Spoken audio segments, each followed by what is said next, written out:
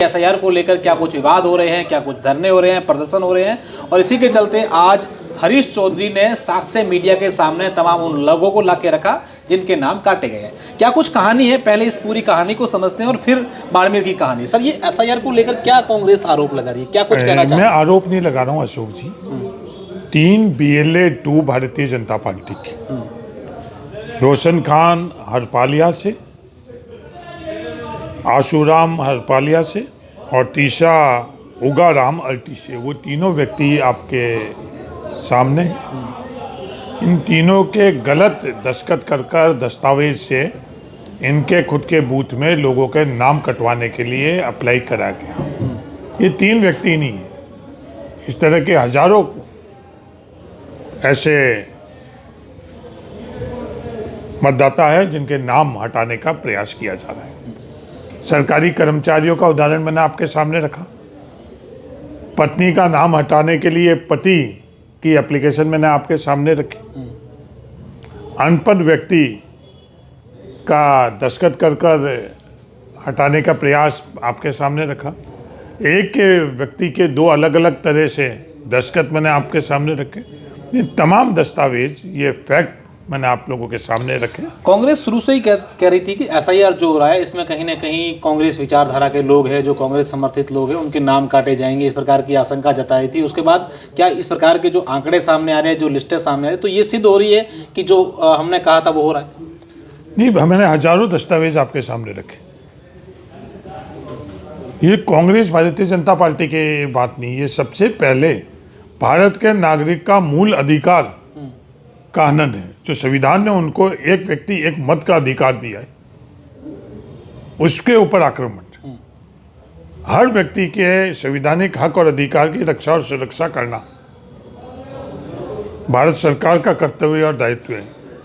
एक मतदाता का अधिकारों की रक्षा और सुरक्षा करना चुनाव आयोग का काम है।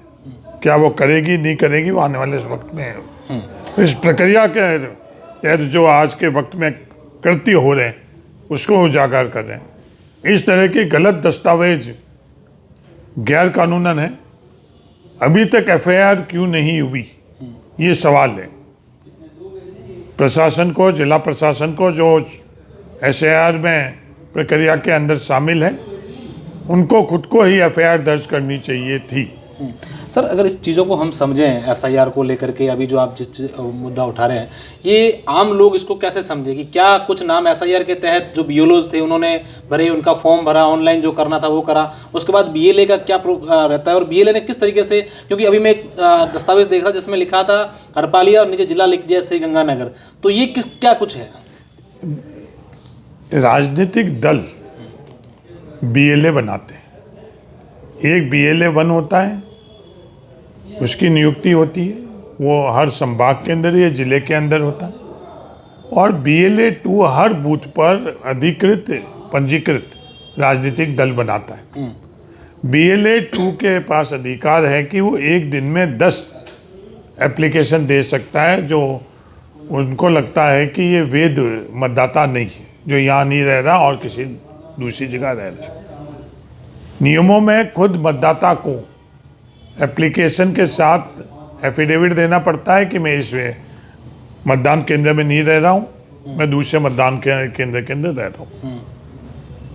पर वो नियमों की पालना नहीं की जा रही है। 10 से अधिक फॉर्म लेने की और देने का प्रयास हो रहा है, और फिर वो तमाम जो दस्तावेज है वो प्रशासन के माध्यम से BLO, जो बूथ लेवल के ऊपर सरकारी कर्मचारी है, उसके पास जाता है। वो जांच करता अपने बूथ के ऊपर कि वो व्यक्ति हकीकत में यहाँ रह रहा है या और कहीं दूसरी जगह उसकी शिफ्टिंग है। शिफ्टिंग में दोनों बूथ, यहाँ के बूथ और जहाँ है उस बूथ के ऊपर जांच होती है। ये प्रक्रिया है नियमों की। एक चीज़ सर समझ में नहीं आ रही, जैसा आप कह रहे हैं कि BLA जो होते हैं, BLA 2 वो देते हैं कि भी इसका नाम ठीक नहीं है, दिन में 10 दे सकते हैं, लेकिन हम देख रहे हैं कि यहाँ BLA स्वयं 2-3 हमने अभी बात करी, वो कह रहे हमारा खुद का ही नाम काट दिया जब हम खुद BLA है। और दूसरी सबसे बड़ी बात कि एक आदमी 10 दे सकता है, तो अभी चौटन और सेड़वा क्षेत्र में जो है वो कितने नाम इस प्रक्रिया के तहत काटे गए हैं? ये 250 नाम की एप्लीकेशन है। 250 नाम एक व्यक्ति दे ही नहीं सकता 25 दिन, एक ही तारीख के अंदर दिए हुए। उन खुद को व्यक्ति को BLA 2 को भी नहीं पता है। ये केंद्रीकृत ढंग से भारतीय जनता पार्टी के कार्यकर्ता बैठकर, नेता बैठकर इस तरह का कृत्य करने का प्रयास कर रहे हैं। हरीश चौधरी क्या कुछ कहना चाहिए, कैसे डिफाइन कर रहे हैं कि ये कांग्रेस के वोट रहे इसलिए काटे जा रहे हैं या बीजेपी के वोट है उनको नहीं काटे जा रहे, ये कैसे डिफाइन कर रहे हैं?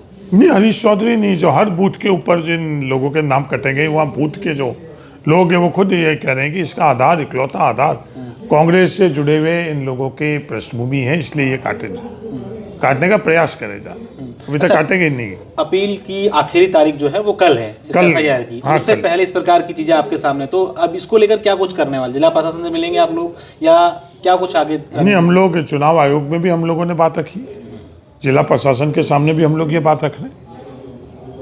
BLA 2 जो है वो तीनों के तीनों स्वयं आकर अपनी बात रखना चाहते हैं, उसकी जांच करें। तो क्या आपने सिर्फ सेडवा और चौटन क्षेत्र के देखे या आपने पूरे जिले में भी आपने पता किया होगा कि भी क्या कुछ चल रहा है, ऐसा कुछ? पूरे बाड़मेर जिले के अंदर अपन बैठे हैं, यहाँ विशाला के अंदर इस तरह का प्रयास किया जा रहा है। मेरे स्वयं की विधानसभा के अंदर वहाँ भी केसुमला में किया जा रहा है, दूसरे ग्राम पंचायतों में किया जा रहा है, पूरे के पूरे बाड़मेर, बालोतरा, जैसलमेर जिले के अंदर हर विधानसभा में किया जा रहा है। यहाँ बीते दिनों गोविंद सिंह डोटासरा आए थे, उन्होंने एक बयान दिया था कि अमित शाह कुछ दिन पहले आए, CM आवास गए, वहाँ पर ये निर्देश दिए हैं कि आपको इस तरीके करना है। तो हरीश चौधरी इस बात से कितने सहमत हैं और क्या कुछ ये चल रहा है? नहीं, गोविंद डोटासरा जी हमारे प्रदेश के अध्यक्ष हैं, उनके पास जानकारी आई होगी, सही जानकारी आई होगी, तो इसलिए वो बोले होंगे, ऐसे आरोप लगाने के लिए नहीं बोले। मेरे पास ये जानकारी नहीं है तो मैं नहीं बोल रहा हूँ। तो क्या ये पूरे स्टेट में ऐसा खेल चला है, इसको लेकर आने वाले दिनों में कांग्रेस का बड़ा प्रदर्शन भी देखने को मिल सकता है? नहीं, हम लोग पूरे मजबूती से हर मतदाता के अधिकार की रक्षा और सुरक्षा करेंगे। प्रदर्शन करना पड़ेगा, प्रदर्शन करेंगे, जहाँ भी उनकी लड़ाई लड़नी पड़ेगी वो लड़ाई हम लोग लड़ेंगे। बिल्कुल, ये हरीश चौधरी है जिनका साफ तौर पर कहना है कि SIR को लेकर के जब अपील का कल आखिरी दिन है उससे पहले इस प्रकार की चीज़ें सामने आई है और इसी को लेकर के आज तमाम लोगों के साथ हरीश चौधरी जिला प्रशासन के सामने भी जाएंगे।